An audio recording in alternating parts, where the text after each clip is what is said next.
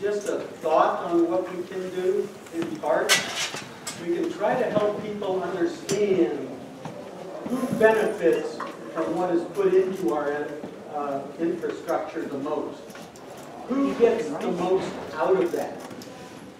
If someone here lives in a rental unit and someone else lives in a 5,000-acre place in a mansion, basically, where does the dollar that goes to police and sheriff's departments go most? Who benefits from that the most?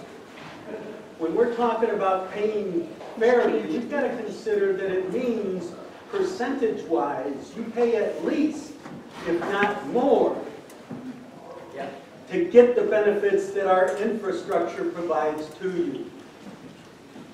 We've let it be characterized as a tax system which is simply taking away from someone else and giving it to someone. That's not at all the way reality works. You're right. It's a service system, and it's an essential service system, and everything you say is right, and I agree.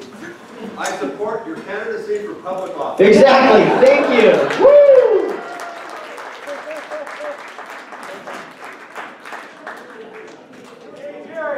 We'll take a couple more questions. I know many of you have to leave, but I just want to say thank you for coming.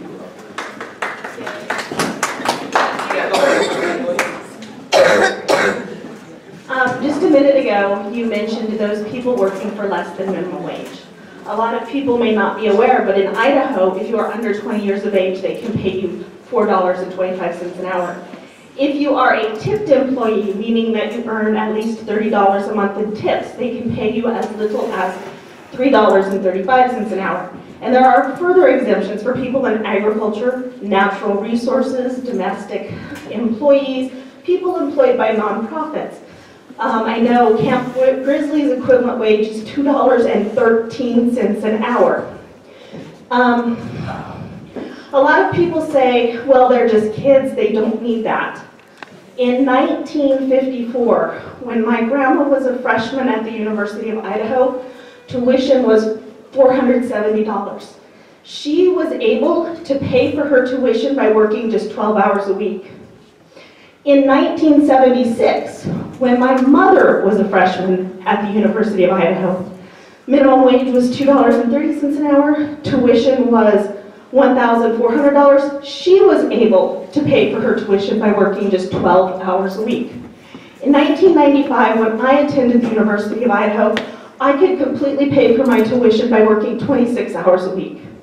At $7.25 an hour, my son would have to work 55 hours a week, every week, all year long, to pay tuition.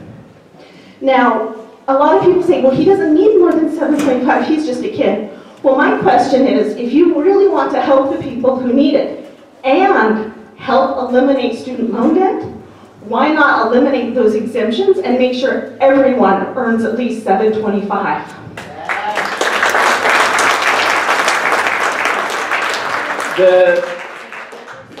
The bill that we released on Friday strikes that entire section of code. You shouldn't be able to pay a minor less than you pay an adult. An hour of labor is an hour of labor, period. Yes. We agree with you.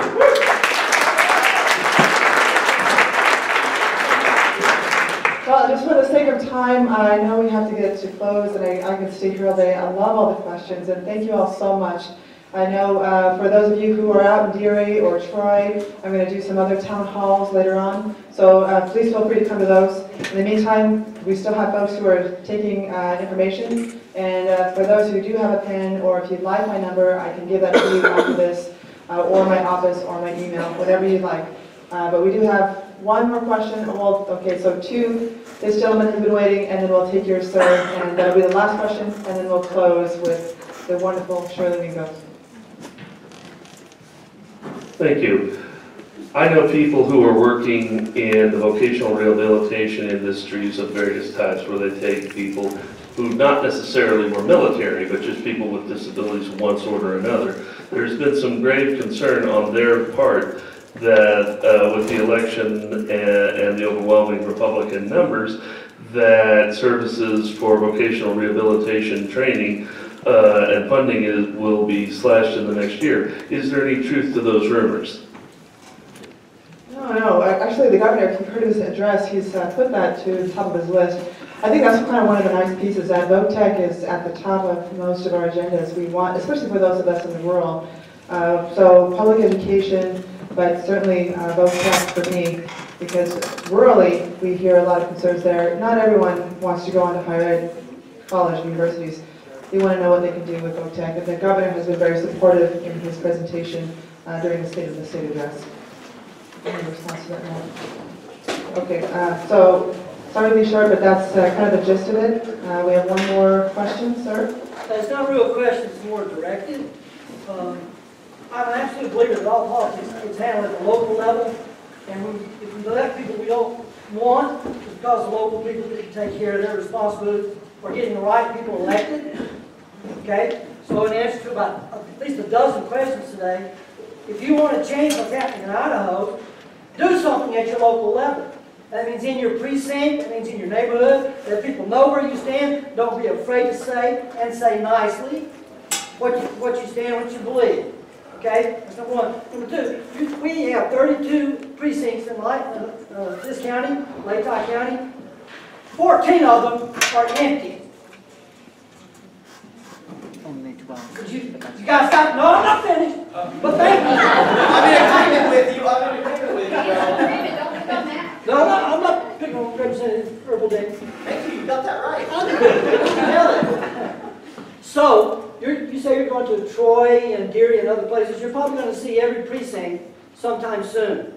In your comments to those precincts, and this is what you call that, tell those people that show up for those meetings that somebody sitting there needs to run for precinct captain. I will. Make them run. Amen, I will. I wouldn't make them, but I'm going to try. I will be very aggressive. Thank you. Okay, so thank you all for being so patient and coming out and taking the time out of your lives to be here, especially all the good questions. It takes courage to come here and express yourself, so really appreciate that. And let's thank Representative Erbeling, because he's awesome. I was really very helpful to ask someone from the Revenue Tax Committee. So as you can see, for me, this is kind of it is a bit of a weight to carry. I sit on the State Affairs, the Natural Resources, and the Energy, Environment, Technology Committee. So those committees tend to be my world. With Rep. Erbeling, same with Revenue Tax, we on Transportation and Ag. So those tend to be kind of our expertise areas, but it's nice to have a counterpart. So I just really appreciate the time that he put in here. And then we're going to Lewiston next in Northwood. We're going to close, and we want to thank Shirley for being here. Representative Ringo, I'm really horrible with formalities. I just wanted to do away with that and just Matt, Shirley, but so again, thank you.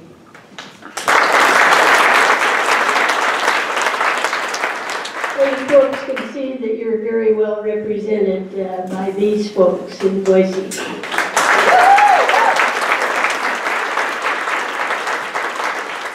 The gentleman talked about not being shy about what you believe, and I think that's very important. Several years ago when I first ran for the legislature, there were a lot of people that would come up and whisper to me that they were Democrats, like they didn't want to get around. And I could see that none of you have that problem. You should not. You should be very proud. So for now, I would say next time we want this room to be too small. So go forth and multiply, and we'll see you again. Thanks for coming.